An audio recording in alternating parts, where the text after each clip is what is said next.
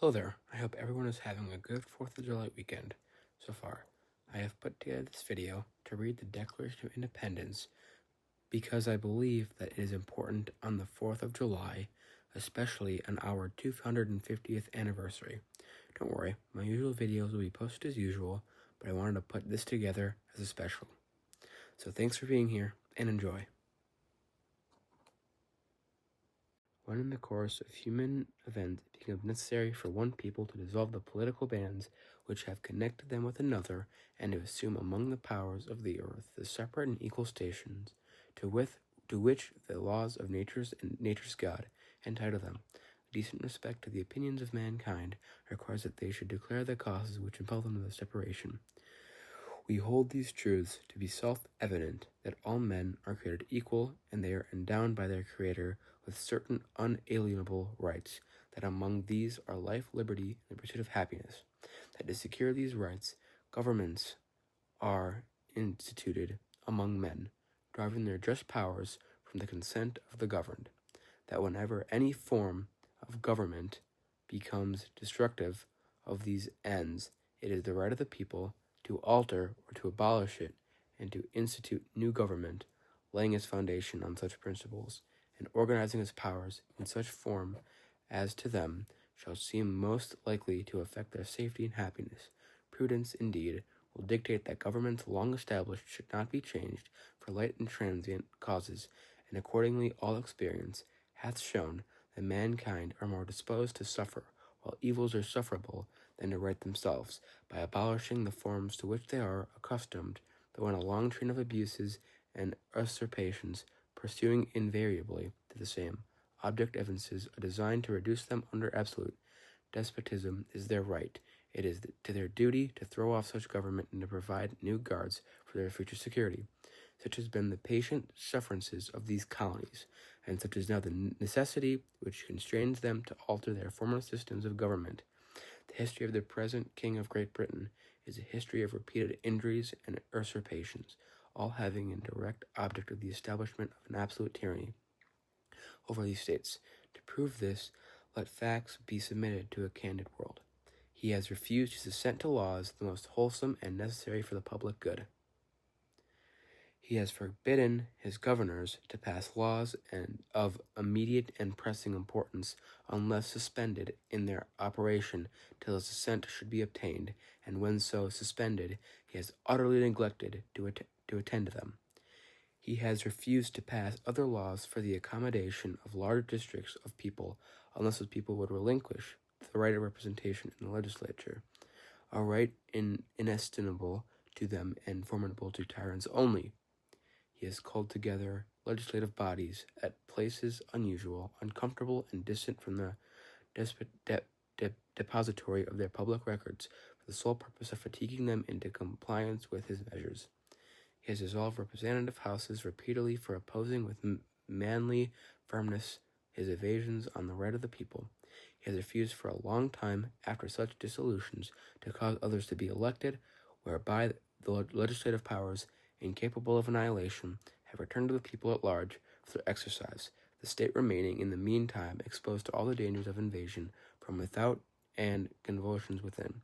He has endeavored to prevent the population of these states for that purpose, obstructing the laws for naturalization of foreigners, refusing to pass others to encourage their migrations hither, and raising the conditions of new appropriations of lands. He has obstructed the administration of justice by refusing his assent to laws for establishing judiciary powers. He has made judges dependent on his will alone for the tenure of their offices and the amount of their payment of their salaries. He has erected a multitude of new offices and sent hither swarms of officers to harass our people and eat out their substance. He has kept among us in times of peace standing armies without the consent of our legislatures. He has affected to render the military independent and superior to the civil power. He has combined with others to subject us to a jurisdiction foreign to our Constitution and unacknowledged by our laws, giving his assent to their acts of pretended legislation, for quartering large bodies of armed troops among us, for protecting them by a mock trial from punishment for any murders which they should commit on the inhabitants of these states, for cutting off our trade with all parts of the world, for imposing taxes on us without our consent, for depriving us in many cases of the benefits of trial by jury, for transporting us beyond seas to be tried for pretended offenses, for abolishing the free system of English laws in a neighboring province, establishing therein an arbitrary government and enlarging its boundaries so as to render it at once an example and fit instrument for introducing the same absolute rule into these colonies, for taking away our charters, abolishing our most valuable laws, and altering fundamentally the forms of our governments, for suspending our own legislatures and declaring themselves invested with power to legislate for us in all cases whatsoever. He has abdicated government here by declaring us out of his protection and waging war against us. He has plundered our seas, ravaged our coasts, burnt our towns, and destroyed the lives of our people. He is at this time transporting large armies of foreign mercenaries to complete the works of death, desolation, and tyranny already begun, with circumstances of cruelty and perfidy scarcely paralleled in the most barbarous ages, and totally unworthy the head of a civilized nation. He has constrained our fellow citizens taken captive on the high seas to bear arms against their country, to become the executioners of their friends and brethren, or to fall themselves by their hands. He has excited domestic insurrections amongst us, and has endeavored to bring on the inhabitants of frontiers merciless Indian savages, whose known rule of warfare is an undistinguishable destruction of all ages, sexes, and conditions. In every stage of these oppressions, we have petitions for redress in the most humble terms. Our repeated petitions have been answered only by repeated injury.